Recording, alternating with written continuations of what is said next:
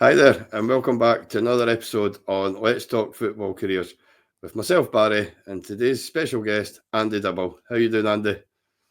I'm fine, Barry. Thank you. Real good. You invite me on the show.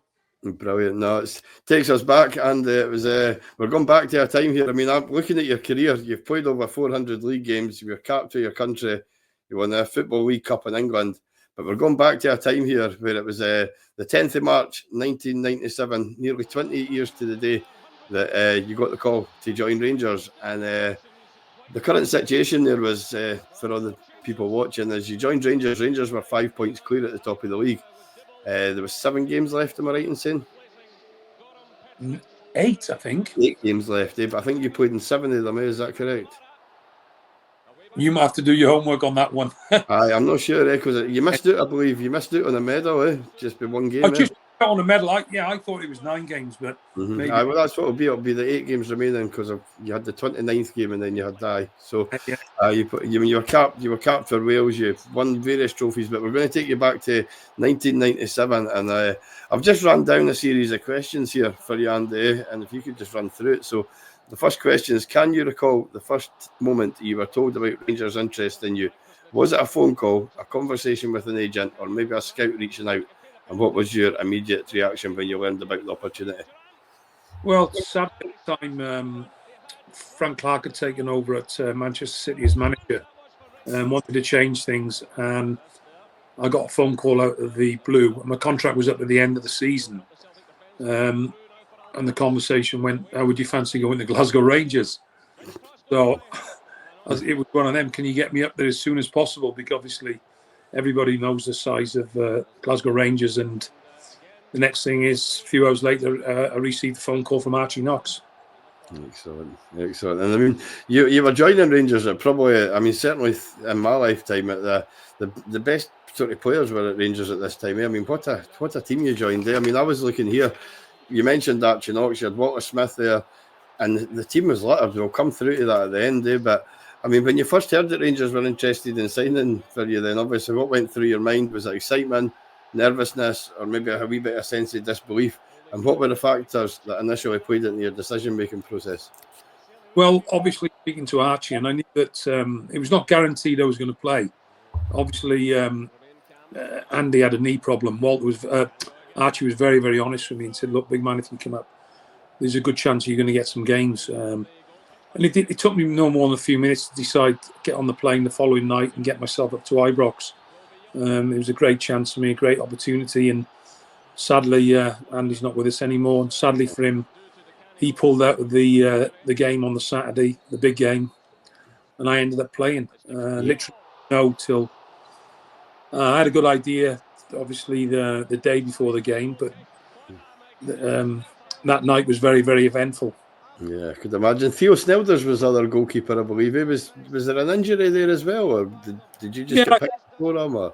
I think Theo might have been carrying a small injury. Going to bed that evening, probably not many people know, but I was in bed at the moat house, as with the rest of the team. I had my wife and my young family there, and the alarm went off at 4 or 5 o'clock in the morning. Everybody was outside the hotel, so I don't know if too many folk know about that. The next morning I was told I was playing, but I was literally playing the game on 3 hours sleep, if that.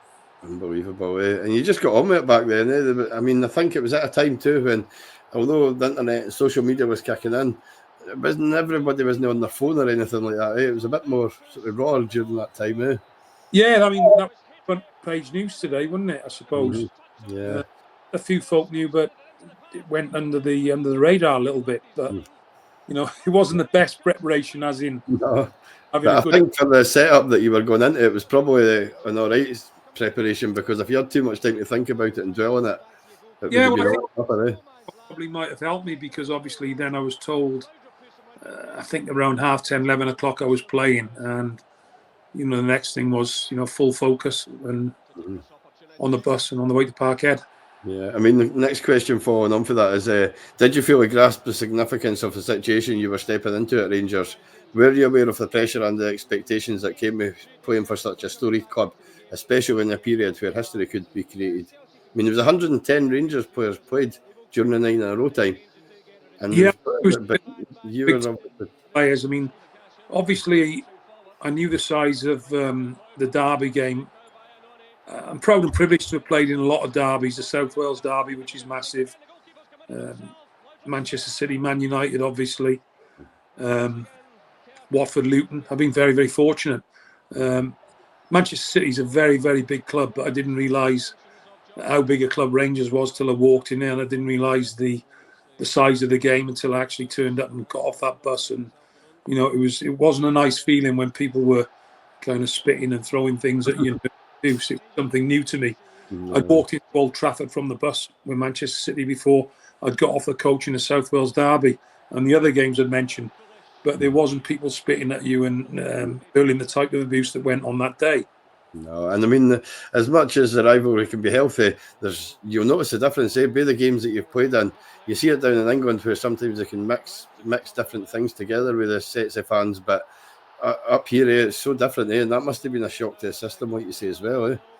Yeah, but also a great experience. I mean, obviously it can send going into the game, into the change room. Obviously you can have some kind of nerve. It's something I've never stepped into before. But the noise was incredible. I'll never forget the noise. The noise was the one thing from getting off the coach till the start of the game. It was just so noisy and passionate, a frenzy type atmosphere that I'd never experienced before. And I mean, there was a part there as well. There was 7,500 Rangers supporters at that game, and it's only now since the last couple of years, or at least past COVID times, they're now bringing back away fans again. I think there's going to be about 2,500 Rangers fans in the stadium next weekend when Rangers play Celtic, and that must play a big part. I mean, you couldn't imagine playing that with no Rangers fans there at all. No, I know that would be crazy and unfair on people, but that day you were right. I mean, the Rangers following was phenomenal and really made themselves heard. And also, when I went towards that end where they were gathered, they gave me a rousing reception and probably don't know a lot about me because I've played all my career in England. But I'm just pleased that obviously the biggest thing for me, keeping a clean sheet in a major game like that, was just an experience that I'll never forget. Oh, unreal. I mean, on the match day, right, specifically travelling to Parkhead, what was the mood like on the bus with your teammates? Was there a sense of nervous energy, excitement, or was there a calm confidence? Did you share any particular conversations with teammates on the journey to Parkhead? I think that a lot of those lads have been used to big occasions. I would say there was more calmness. As soon as they got on the bus, their minds were ready for the game, ready for action. It proves that with the type of people and special personnel they have and had in the team and the whole squad at that time. Yeah, and I mean, I think you've touched on this already, but I'll just follow through the questions because I've took some questions from supporters, different forums and things like that. So, was the game at Parkhead the most intense or significant match you'd played in your career up until that point? How did the atmosphere at Parkhead compare to the other big games you'd experienced, and what made it stand out in your memory? Well, you touched on to that, obviously, with the rivalry, but Obviously, a great experience for me was playing at Wembley in front of 100,000, saving a penalty, and ultimately winning the Littlewoods Cup for a fantastic, a smaller club, Luton, but obviously a club that's very close to me. But the size of the game is probably the biggest I've played in for sure. Yeah, and obviously, so we're the year where it's 9 in a row at stake, played a big part in it as well. Yeah, something that, I mean, months prior to that, you would never have envisaged even being involved in, and now you're like a sort of cult figure to the Rangers supporters, for the games that you played in, and what you achieved. Yeah, I know. I mean, obviously, I can't thank people enough. It was only a bit part, but they took to me, and they've been thankful ever since, even 20 years down the line, as you said. Over the years, I've played in some of the Masters games. We're a big contingent of Rangers fans, and they've been absolutely fantastic with me. And nobody's ever forgotten, what I've done for the club. No, I mean, even when I was mentioning like supporters and things there, and I was saying I've got Andy Dibble coming on, right away they remember you, remember who you are, what happened in the game, and it's certainly special for yourself to be part of that as well. Can I just kick on and just ask, can you describe the atmosphere in the dressing room? Was it different from any other dressing room you've been part of in terms of energy, camaraderie, and leadership? How did the players and staff interact with each other? Well, one thing you can say is, as I touched on before, it was a team full of internationals, very, very experienced manager, assistant manager right throughout the club. From the day I got off the plane and my first training session into the first game, you could see that they were so professional. There was also that side of it with a relaxation and have a bit of fun and go out and have a few beers. And they knew how to enjoy themselves when they needed to enjoy themselves. But when it came down to the business, it was such a professional atmosphere and a great dressing room to be in. And ultimately, when you have a great dressing room, there's a good chance that you're going to win a trophy. And obviously, they've won plenty. Yeah, and I think I was speaking to Ian Ferguson. I don't know if you recall, obviously playing alongside Ian Ferguson and David Robertson as well. And both of them were saying that. They says we got away with having the more of the sort of drinking culture. He says because we were winning trophies. He says when you win trophies, nobody pays attention to what you're doing outside it. Well, things have moved on now in football, but during that day, they knew how to enjoy themselves, and it was a little bit more on a few beers. But they deserved it. They deserved to have it. So. Yeah. Sometimes after a game of football and a long, intense season, you need to go out and let your hair down. Yeah, and they certainly did. But I've just another question here. After your initial involvement, how did the remaining games of the season unfold? Was there a sense of urgency, pressure, or focus? How did your teammates cope with emotional and physical challenges of those final matches? Well, I think every game was a cup final. Although the job was done against Celtic, there were still more games to play, and I think the sense of achievement was obviously finally received the night at Tannadice. Mm-hmm. So that was when the players, finally realised that they'd obtained their maximum goal. Yeah, everyone I've spoke to that throughout the 9-0 period, they'll say the sense of relief that came with it as well. It says just not wanting to get so far and miss it at the final sort of hurdle as it was. Absolutely. Can I ask, Walter Smith was known for his leadership and tactical nous. Can you recall a specific team talk he gave before a match, particularly the one at Tannadice? What did he say to motivate the players and prepare them for the game, and how did that resonate with you and your teammates? Well, again, Walter, very calm manager. I mean, obviously, if he needed to give somebody a kick in the backside, he could do the same as Archie.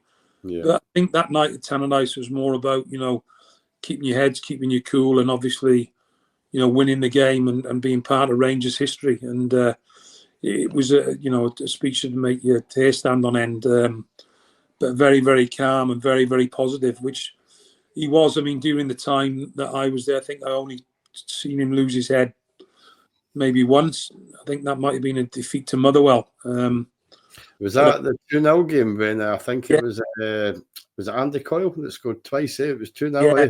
I remember it was beautiful day. The setting was there all perfect. I mentioned that to Ian Ferguson as a joke, and he rolled his eyes at me a wee bit. I said, "You made a bit of an arse out of that day." He went, we made up for it all right though. And we went up to Tannadice, like you say, I think it was the Tuesday or the Wednesday, we went back to Tannadice. Absolutely. Mm-hmm. The recovery was very, very good. Mm-hmm. Great times to be involved in. I mean, was there a chance for you to extend your time at Rangers after your spell at the club? Well, I think everybody knows I've got a 9-0 tattoo on my arm.